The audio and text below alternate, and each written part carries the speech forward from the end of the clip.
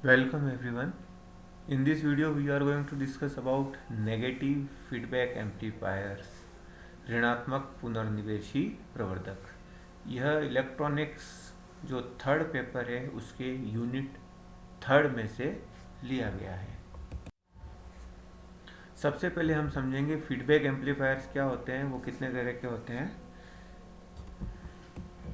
Feedback amplifiers, the transformation of energy from output to input in any electrical network is called feedback। कोई भी विद्युत जाल है उसके निर्गम से निवेश में ऊर्जा का जो स्थानांतरण है उसे पुनर्निवेश कहते हैं। The amplifier in which some portion or whole portion of energy in the form of voltage or current is fed back from its output to its input is called feedback amplifiers। यानी वह प्रवर्धक जिसमें ऊर्जा का कुछ भाग या संपूर्ण भाग वोल्टता तथा धारा के रूप में निर्गम से निवेश में पुनर्निवेशित कराया जाता है, पुनर्निवेशी प्रवर्धक कहलाते हैं। The feedback is of two type. पुनर्निवेश दो प्रकार का होता है, positive feedback and negative feedback, धनात्मक पुनर्निवेश और ऋणात्मक पुनर्निवेश। When in the input circuit of an amplifier the original signal and the feedback signal are in the same phase, the magnitude of input signal is increased and hence the gain of the amplifier is also increased। Such type of feedback is called positive feedback। यानी निवेशी परिपथ में देखें amplifier के कि जो मूल संकेत हम दे रहे हैं बाहर से और जो पुनर्निवेशी संकेत है यानी आउटपुट का कुछ भाग लेकर जब हम इनपुट में देते हैं तो उसको हम बोलते हैं पुनर्निवेशी संकेत। अगर वो दोनों सेम फेज में होते हैं, समान कला में होते हैं, तो जो निवेशी संकेत है उसका मान बढ़ जाता है, तो जिसके कारण आउटपुट भी बढ़ जाएगा, तो एम्पलीफायर का जो गेन है, लब्धि है, वो भी बढ़ जाएगी। तो ऐसा जो फीडबैक है उसे पॉजिटिव फीडबैक कहते हैं। Due to increase in gain of amplifier from positive feedback it is generally used in oscillator. यानी धनात्मक पुनर्निवेश के कारण प्रवर्धक की लब्धि में वृद्धि होती है, इसलिए इसे प्रायः दोलित्रों में इसका उपयोग करते हैं। किसका? पॉजिटिव फीडबैक का। सेकंड, नेगेटिव फीडबैक, ऋणात्मक पुनर्निवेश।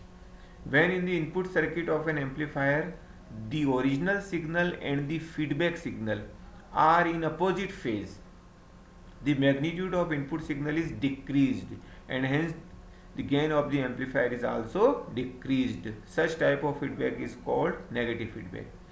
यानी निवेशी परिपथ में हम देखें, अगर जो मूल संकेत है और पुनर्निवेशी संकेत दोनों विपरीत कला में होते हैं, तो जो निवेशी संकेत है उसका परिमाण कम हो जाता है, जिसके कारण प्रवर्धक की लब्धि कम हो जाती है। ऐसा पुनर्निवेश ऋणात्मक पुनर्निवेश कहलाता है।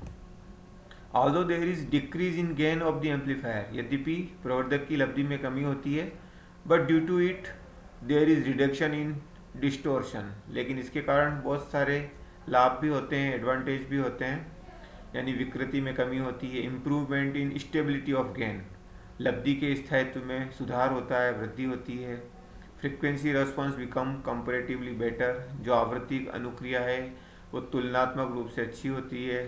इंक्रीज इन बैंडविड्थ, बैंडविड्थ में वृद्धि होती है, बैंड चौड़ाई में वृद्धि होती है। Variation in output and input impedances, जो निवेशी तथा निर्गम प्रतिबाधाएं होती है या प्रतिरोध होते हैं उनमें परिवर्तन होता है।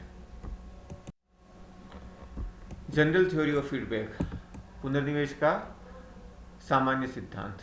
The given figure shows the block diagrams of general amplifier and feedback amplifier respectively. ये तो जनरल एम्पलीफायर है, व्यापक प्रवर्धक, उसका ब्लॉक आरेख, और ये फीडबैक एम्पलीफायर है।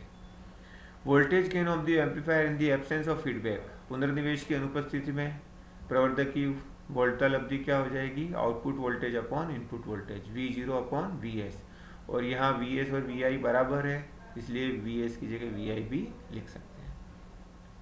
इन feedback amplifier some portion of output voltage V0 is feedback to input in series with input signal voltage Vs। यानी ये जो फीडबैक एम्पलीफायर है, इसमें आउटपुट का कुछ भाग हम इस फीडबैक नेटवर्क द्वारा इनपुट की ओर फीडबैक करवाते हैं। तो पहले से इनपुट हमने लगा रखा है Vs और फीडबैक वोल्टेज यहाँ से हो जाएगा Vf। हम ये मान के चल रहे हैं कि यह नेगेटिव फीडबैक हो रहा है, इसलिए दोनों एक दूसरे के अपोजिट फेस में होंगे। तो एम्पलीफायर के जो दोनों निवेशी टर्मिनल है, इनपुट टर्मिनल, वहाँ जो इनपुट वोल्टेज होगा VI वो VS और VF के डिफरेंस के बराबर होगा। तो सबसे पहले as a result output voltage become V0 dash. Feedback के कारण इनपुट वोल्टेज चेंज होता है, इनपुट वोल्टेज चेंज होता है तो आउटपुट वोल्टेज भी चेंज होता है। तो आउटपुट वोल्टेज मान लो V0 डैश हो जाता है, तो फीडबैक वोल्टेज हो जाएगा पुनर्निवेशी वोल्टा VF equal to beta V0 dash, यानी V0 डैश का कुछ पोर्शन इसके अंदर हम फीडबैक करवा रहे हैं। फिर beta is called feedback ratio, पुनर्निवेशी अनुपात कहते हैं बीटा को। The effective input voltage is equal to the algebraic sum of input signal voltage and feedback voltage. अब जो प्रभावी निवेशी वोल्टा होगी वो क्या होगी, जो निवेशी संकेत वोल्टा है हम दे रहे हैं VS और फीडबैक वोल्टेज VF, दोनों का एल्जेब्रिक सम होगा, यानी अगर कला विपरीत है तो वो माइनस में आ जाएगा। तो VI is equal to VS minus VF, VS minus beta V0 dash. The input signal voltage is amplified by the amplifier. यह जो निवेशी संकेत वोल्टा है प्रवर्धक द्वारा प्रवर्धित होती है, तो आउटपुट वोल्टेज V0 डैश हो जाएगा AV VI। VI का मान रख देंगे और ये V0 डैश वाली टर्म इधर लाएंगे, कॉमन आ जाएगा V0 डैश। तो voltage gain of the amplifier with feedback के साथ वोल्टेज गेन हो जाएगा V0 dash upon VS, AV upon 1 plus AV beta. This expression applies for both voltage gain and current gain. यह expression voltage gain और current gain दोनों के लिए लागू होता है। तो जनरल एक्सप्रेशन हम लिख सकते हैं AF is equal to AA upon 1 plus A beta, where is A is called open loop gain of the amplifier, यानी खुला लूप लब्धि कहते हैं, यानी जब फीडबैक नेटवर्क को हटा देते हैं, कोई फीडबैक नहीं होता तो खुला लूप कहलाता है, तो ओपन लूप गेन कहते हैं इनको। और F is called closed loop gain, बंद लूप लब्धि, यानी जब फीडबैक नेटवर्क को हम कनेक्ट करते हैं तो वो बंद लूप बन जाता है, इसलिए उसको क्लोज्ड लूप गेन कहते हैं। The term A beta is called return ratio, वापसी अनुपात, लूप लब्धि, पुनर्निवेशी गुणांक या पारगमन लूप भी कहते हैं। तो A बीटा को इतने नामों से पुकारते हैं हम। If 1 plus A beta is less than 1, यदि 1 प्लस A बीटा का मान 1 से कम है तो AF A से ज़्यादा होगा। It is the condition of positive feedback, धनात्मक पुनर्निवेश का प्रतिबंध है ये। If 1 plus A beta greater than 1 then AF less than A हो जाएगा, यानी मान कम हो जाएगा गेन का। It is the condition of negative feedback, ऋणात्मक पुनर्निवेश का प्रतिबंध है ये। If 1 plus A beta equal to 0 then AF becomes infinite, तो AF इनफाइनाइट हो जाता है। तो इसका मतलब क्या हुआ, AF इनफाइनाइट हो जाता है। It means the output signal is obtained without any external input signal, यानी बाहर से कोई निवेशी संकेत न दे तो भी हमें आउटपुट सिग्नल प्राप्त हो रहा है। In this condition the amplifier acts as an oscillator, यानी जो एम्पलीफायर है वो प्रवर्धक की तरह व्यवहार करता है। The feedback in decibel is given bye, decibel में फीडबैक क्या कितना हो रहा है, पुनर्निवेश की मात्रा कितनी है वो ये हम देते हैं। इसका मान n equal to 10 log P0 upon P0 dash. P0 है आउटपुट पावर विदाउट फीडबैक और P0 डैश है आउटपुट पावर विथ फीडबैक। मान लो आउटपुट में रेजिस्टेंस R लगा हुआ है, तो बिना फीडबैक के आउटपुट वोल्टेज V0 है, तो पावर हो जाएगा V0 स्क्वायर अपॉन R, और फीडबैक सहित जो आउटपुट वोल्टेज V0 डैश है तो V0 dash square upon R से कैंसिल हो जाएगा, दोनों में स्क्वायर है, स्क्वायर इधर आ जाएगा 2, तो 20 log 10 V0 upon V0 dash. Input voltage VS से डिवाइड कर दें तो V0 अपॉन VS A हो जाएगा ओपन लूप गेन, और V0 dash upon VS AF close loop gain, और A upon AF 1 plus beta A होता है। तो ये इसका मान हो जाएगा। Feedback in decimal, numerical question में पूछते हैं कि डेसिमल में कितना फीडबैक हुआ, तो उसका ये फॉर्मूला है n equal to 20 log 10 1 plus beta है। अब हम एक एग्जांपल लें सिंपल। गिवन डेट हमको दिया गया है AF इजिकल टू 100, यानी पुनर्निवेश सहित वोल्टा लब्धि, voltage gain with feedback AF is equal to 100 और A is equal to 500। Without feedback जो वोल्टेज गेन होगा 500 है, यानी 500 से वोल्टेज गेन 100 हो जाता है फीडबैक के कारण। इसका मतलब नेगेटिव फीडबैक है, ऋणात्मक पुनर्निवेश है। तो लूप गेन निकालना है, फीडबैक रेशियो निकालना है और फीडबैक इन डेसिमल निकालना है। तो voltage gain of amplifier with feedback ये फॉर्मूला होता ही है। तो 1 + A beta is equal to A upon A F हो जाएगा। तो ए बीटा इजिकल टू ये हो जाएगा, ए और ए एफ का मान रख दो तो ए बीटा का मान 4 हो जाएगा। तो लूप गेन का मान आ गया 4।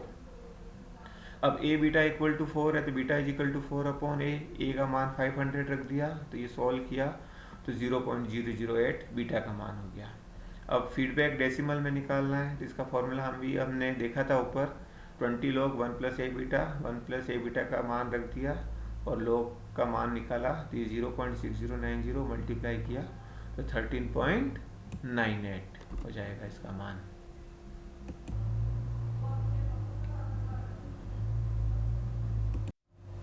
अब देखें हम नेगेटिव फीडबैक के क्या क्या एडवांटेजेस हैं और इसका क्या इफेक्ट पड़ता है एम्पलीफायर के अलग अलग प्रॉपर्टीज़ पर। तो सबसे पहले देखते हैं stabilisation of gain by negative feedback, ऋणात्मक पुनर्निवेश के द्वारा लब्धि का स्थायीकरण।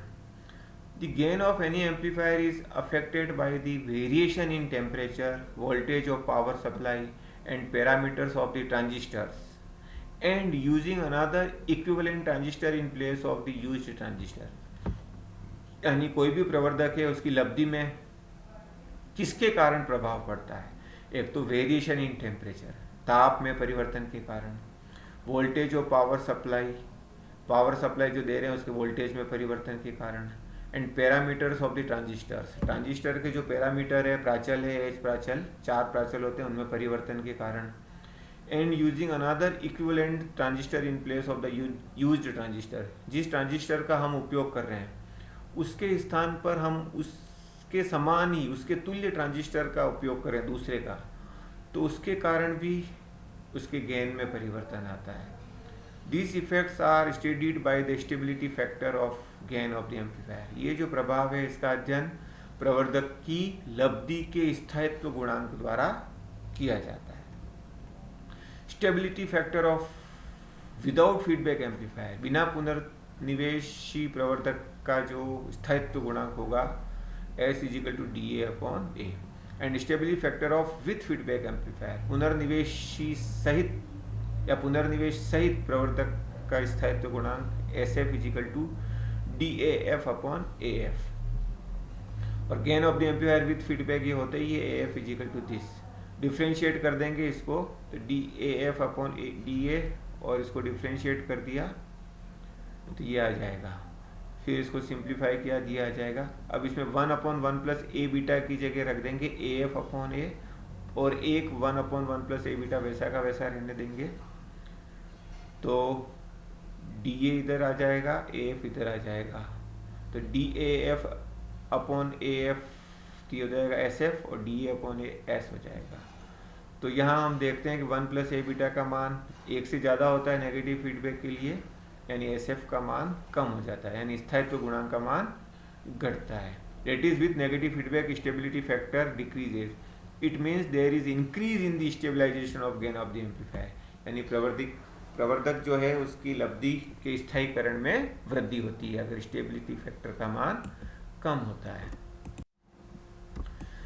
Reduction of output noise by negative feedback, ऋणात्मक पुनर्निवेश से निर्गत शोर या रव में कमी। Let input noise voltage Vn appears in an amplifier of voltage gain A। कोई भी एम्पलीफायर है जिसका वोल्टेज गेन A है, उसके निवेश पर निवेशी शोर वोल्टता Vn प्रकट होती है। The output noise voltage is given bye, जिसके कारण जो आउटपुट नॉइज वोल्टेज प्राप्त होगा वो एम्पलीफाई हो जाएगा A times VNO = AVN। If negative feedback is employed in the amplifier, अगर हम ऋणात्मक पुनर्निवेश करवाते हैं, then output noise voltage becomes VNO dash. तो आउटपुट नॉइज वोल्टेज VNO था पहले बिना फीडबैक के, अब फीडबैक से VNO डैश हो जाएगा। तो फीडबैक नॉइज वोल्टेज जो होगा उसका कुछ अंश हम फीडबैक कराएंगे, तो feedback noise voltage VNF = beta VNO dash. This voltage appears at input in opposite phase two input noise voltage. यह जो वोल्टेज है जो पहले से इनपुट नॉइज वोल्टेज वहाँ विद्यमान है उसके अपोजिट फेज में होता है, तो resultant input noise voltage V N dash will be equal to V N minus V N F, तो V N minus beta V N O dash.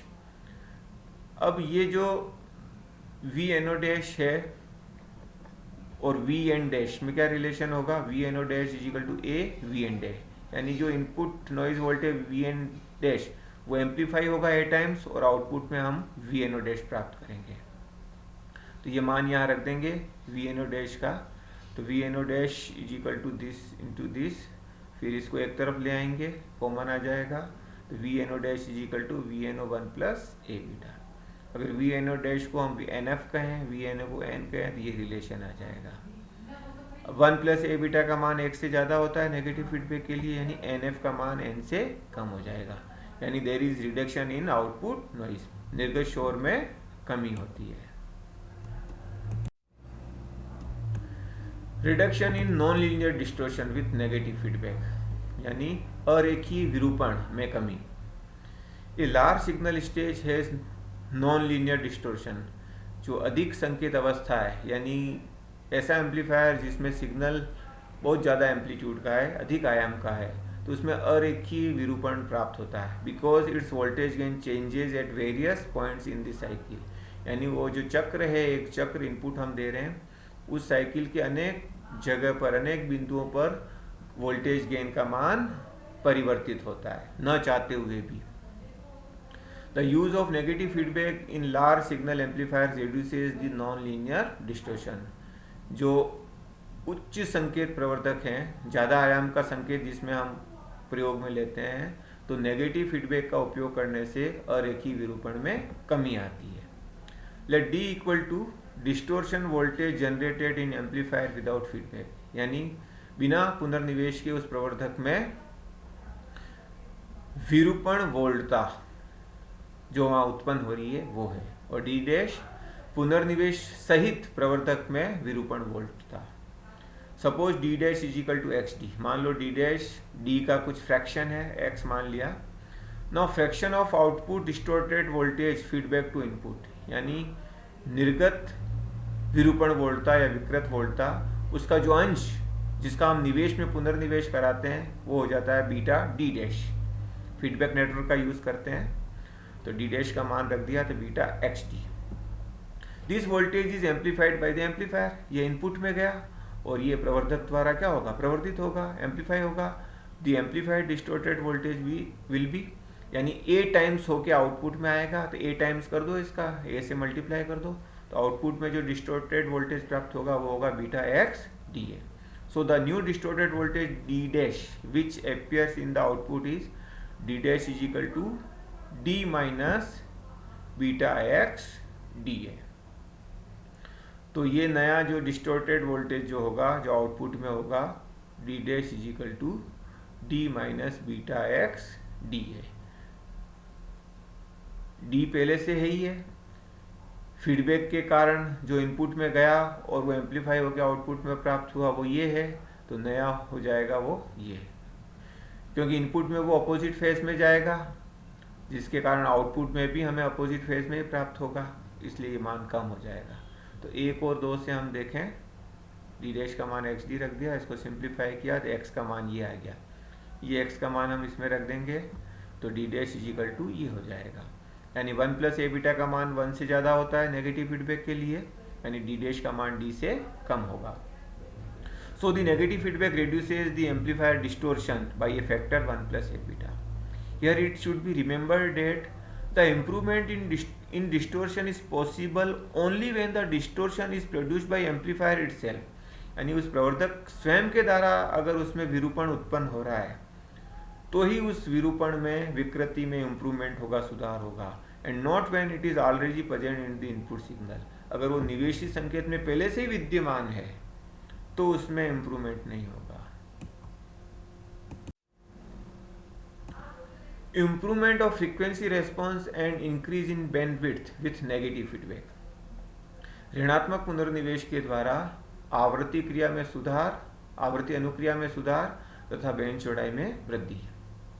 For a single stage RC coupled amplifier, एकल चरण RC युग्मित प्रवर्धक के लिए the gain of the amplifier in low frequency range, निम्न आवृत्ति परास में गेन ये होता ही है, पहले हम देख चुके हैं। And the gain of the amplifier in high frequency range, और उच्च आवृत्ति परास में ये होता है relation M. Gain of the amplifier in mid frequency range, मध्य आवृत्ति परास में प्रवर्धक की लब्धि F L, lower half power frequency निम्न अर्धशक्ति आवृत्ति, F H upper half power frequency उच्च अर्धशक्ति आवृत्ति। The gain of the amplifier with feedback is given by, पुनर्निवेश सहित प्रवर्धक की लब्धि होती है F is equal to this, beta है फीडबैक रेशियो पुनर्निवेश अनुपात, और ए है gain of the amplifier without feedback, बिना पुनर्निवेश के प्रवर्धक की लब्धि। Therefore, gain of the amplifier with feedback in low frequency range, तो लो फ्रीक्वेंसी रेंज में एम्पलीफायर का गेन क्या हो जाएगा, विथ फीडबैक निकाल रहे हैं, A L F is equal to A L upon 1 plus A L beta, ये फॉर्मूला लगा दिया फ्रॉम 1 एंड 4, 1 और 4 से हम देखें तो ये रिलेशन आ जाएगा, ये जो 1 माइनस जे एफ एल अपॉन एफ है इससे नीचे मल्टीप्लाई करेंगे, फिर 1 प्लस बीटा एम कॉमन ले लेंगे नीचे से, तो ऊपर वाले के साथ ले लेंगे, तो ये ए एम एफ हो जाएगा, यानी फीडबैक सहित मध्य आवृत्ति परास में वोल्टता लब्धि, और A L F is equal to this, where A M F is equal to this gain of the amplifier with feedback in mid frequency range, और F L F is equal to ये हो जाएगा lower half power frequency with feedback.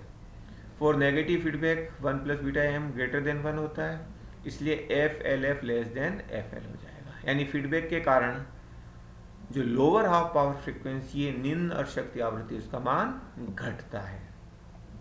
Similarly gain of amplifier with feedback in high frequency range, उच्च आवृत्ति परास में वैसा का वैसा निकालेंगे, A H F is equal to this, A H का मान ऊपर नीचे रख दिया, फिर ये 1 plus J F upon F H से नीचे मल्टीप्लाई कर दिया, फिर 1 प्लस बीटा एम कॉमन ले लिया, तो ऊपर वाले में ए एम एफ हो गया और नीचे वाले में एफ एच एफ हो गया,